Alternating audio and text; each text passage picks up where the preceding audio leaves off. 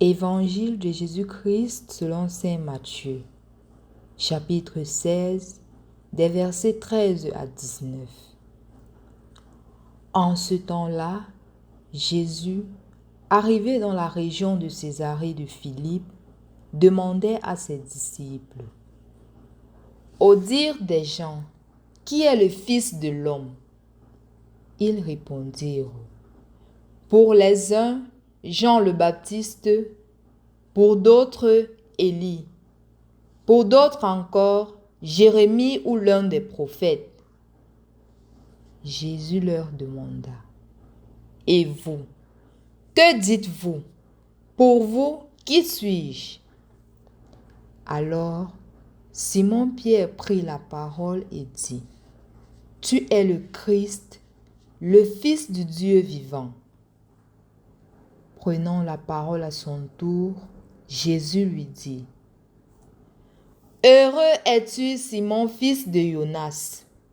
Ce n'est pas la chair et le sang qui t'ont révélé cela, mais mon Père qui est aux cieux. Et moi, je te le déclare, tu es Pierre, et sur cette pierre je bâtirai mon église. Et la puissance de la mort ne l'emportera pas sur elle. Je te donnerai les clés du royaume des cieux. Tout ce que tu auras lié sur la terre sera lié dans les cieux, et tout ce que tu auras délié sur la terre sera délié dans les cieux. Au nom du Père et du Fils et du Saint-Esprit. Amen. Loué soit Jésus-Christ. Aujourd'hui, nous faisons une petite dérogation dans le temps de carême pour célébrer, comme nous le faisons chaque 22 février, la chaire de Saint-Pierre. En effet, chers frères et sœurs dans le Christ, pour comprendre cette chaire de Saint-Pierre, je nous propose de faire un peu un parcours biblique pour pouvoir comprendre l'histoire du salut et du plan de Dieu qui est arrivé jusqu'à Saint-Pierre. Premièrement, il faudrait remarquer que dans l'évangile ou dans les évangiles, le seul dont le nom a été explicitement changé par Jésus, c'est Pierre. Même si Jacques et Jean ont eu un changement de nom appelé fils de tonnerre, mais personne unique dont le nom a été changé, c'est Pierre. Et ça se trouve justement dans le premier chapitre de Saint Jean, où justement Jésus dit: tu ne t'appelleras plus Simon, mais ton nom sera Pierre. À la première rencontre, à la toute première rencontre. Si j'ai bonne mémoire, c'est du premier chapitre de Jean, versets 40 à 42. Et donc, le changement de nom est très significatif. Et cela prend d'ailleurs son essence depuis l'Ancien Testament. Si nous rentrons par exemple dans le livre de la Genèse, en son 17e chapitre, nous voyons clairement combien le Seigneur change le nom du père des croyants, Abraham.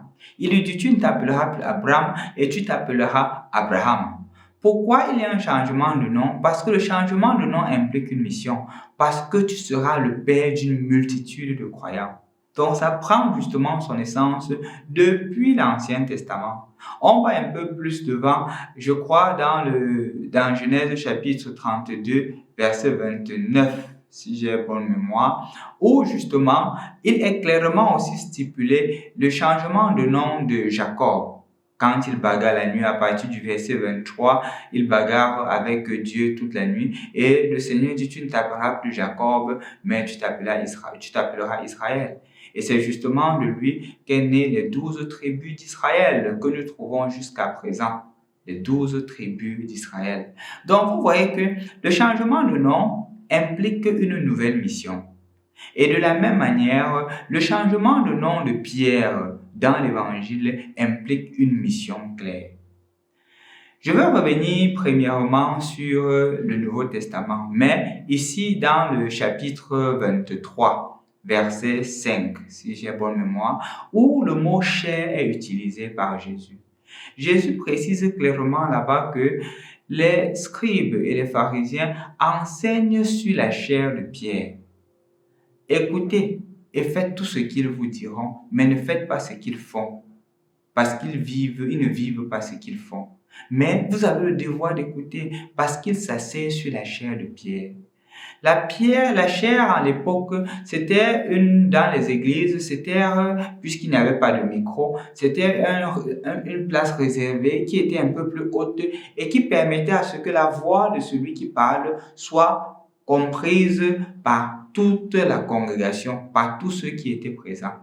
Et donc, cette capacité, cette autorité de l'enseignement a été donnée depuis Moïse. Dieu l'a donné à Moïse. C'est pour cela que, justement, les scribes, avec la grâce de Dieu, pouvaient enseigner sur la chair de pierre. Et quel est l'enseignement? C'était les 10 commandements, c'était le décalogue. Ils devraient enseigner cela parce qu'ils le font sur la chair de pierre, même si, d'une certaine manière, leur vie n'était pas toujours en droite ligne avec ce que la parole, ou du moins les commandements faisaient. Mais le Seigneur dit, écoutez-les. De cette même manière, la chair qui a été transmise est aussi transmise à Pierre. C'est pour cela que c'est seulement à Pierre que le Seigneur a dit, tu es Pierre et sur cette pierre je bâtirai mon église. Sur toi, tu es Pierre et sur toi je bâtirai mon église. Il ne dit pas que sur une pierre, il dit sur toi. Et justement, c'est Simon qui devient Pierre. C'est très significatif. Jésus lui donne autorité sur son église. Pourquoi? Parce que Jésus veut lui confier une nouvelle mission. Et ça se voit clairement, non? Si vous allez par exemple dans Jean chapitre 10 verset 11, le Seigneur dit, je suis le bon berger. Il se présente comme le berger. Il connaît ses brebis et ses brebis le connaissent. Mais si nous allons plus loin, dans le 21e chapitre de Jean, je crois verset 15, si j'ai bonne mémoire, il est clairement stipulé là-bas que Jésus demande à Pierre, « Pierre, m'aimes-tu après la résurrection ?» Pierre répond, « Oui Seigneur, je t'aime et tu le sais. » Et quelle est la réponse de Jésus? « Sois le berger de mon troupeau. » Pierre, qui a à peine renié Jésus, mais à qui Jésus confie la bergerie du troupeau. Dans Jean chapitre 10, verset 11, je l'ai dit tantôt, qui est le berger? C'est Jésus. Mais il confie la bergerie à Pierre. Donc, il donne justement à Pierre la chair de guider son Église. Donc, chers frères et sœurs dans le Christ, ce que nous célébrons aujourd'hui n'est pas une invention personnelle. En fait, tout ce que nous avons fait, c'est de prendre seulement les textes bibliques pour rappeler à l'Église tout entière que sa mission à elle-même, c'est justement de continuer ce que le Seigneur a fait. L'Église ne s'octroie aucun privilège de prendre ce qu'elle n'a pas reçu. L'Église n'a pas inventé ses enseignements. L'Église prend ses enseignements sur la base de la parole de Dieu. Et en fait, quand nous allons dans la première lettre de Saint Paul à Timothée, chapitre 3, verset 15, il est clairement stipulé que l'Église est colonne et appui de la vérité. Comme pour dire que c'est l'Église qui transmet la vérité. Cette Église qui est bâtie sur le Christ. Et cette Église à qui le Seigneur a confié la charge à Pierre. C'est ce que la parole de Dieu dit. Et c'est justement pour cela que dans Luc chapitre 10, Jésus dit clairement que qui vous écoute, parlant des apôtres, m'écoute. Et qui m'écoute, écoute celui qui m'a envoyé. Et donc, d'une certaine manière, et de façon plus précise, la chair de Saint-Pierre que nous célébrons aujourd'hui, c'est la mission spéciale que Dieu a confiée à Saint-Pierre. Et nous le trouvons tout au long des évangiles. Dans toutes les interventions, c'est Pierre qui parle. Par exemple, quand il est demandé que, au dit des gens, qui est le Fils de l'homme? Personne ne parle.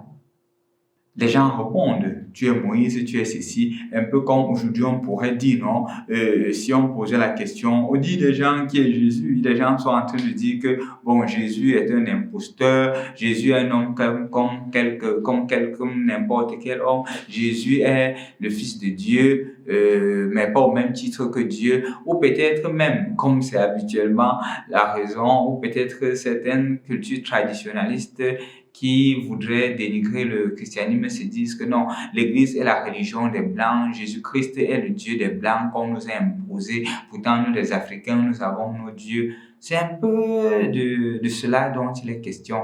Et donc Jésus justement dit, maintenant vous qui avez une expérience particulière, qui avez fait le temps avec moi, pour vous qui suis-je? Remarquez que ce n'est pas n'importe quel apôtre qui parle, c'est seulement Pierre qui est capable de dire que tu es le Messie. Remarquez encore dans Jean chapitre 6, je crois un peu plus tard, 66, à partir de 66, où les apôtres, les gens se mettent à quitter Jésus quand il dit que celui qui mange ma chair aura la vie éternelle, justement parlant de l'Eucharistie. Et les gens disent qu'on ne peut pas te supporter. Et justement, Jésus demande aux apôtres, vous aussi, voulez-vous vous en aller? C'est Pierre qui prend la parole et dit, à qui irions-nous? Tu as les paroles de la vie éternelle. Donc, chers frères et sœurs dans le Christ, je voudrais nous faire comprendre aujourd'hui que la chair de Saint-Pierre que nous célébrons n'est pas une invention. Ce n'est pas une invention humaine. C'est la mission que Jésus a confiée à son successeur. Et c'est justement son successeur qui nous guide, qui nous aide à comprendre davantage les Saintes Écritures. Et c'est pour cela qu'à chaque Eucharistie, nous prions justement pour le successeur de Saint-Pierre, pour celui qui occupe cette chair de Saint-Pierre, afin que les décisions qui soient prises là-bas prennent sa source en Dieu et en Dieu cela trouve son achèvement. Il peut avoir ses limites comme personne, mais jamais son enseignement sera infaillible. Et l'enseignement est infaillible seulement lorsqu'il parle ex cathedra. Je vous rappelle ici que fiducia supplicandis n'est pas ex cathedra. Ce n'est pas un enseignement ex cathedra. Donc, continuons à prier pour notre Église, pour la chair de Saint-Pierre, afin que les successeurs de Saint-Pierre continuent à conduire l'Église. Parce que Jésus lui-même l'a dit, les portes de l'enfer, de la mort, n'emporteront pas sur elle. Parce que cette Église est bâtie sur le Christ. Au nom du Père, et du Fils et du Saint-Esprit. Amen.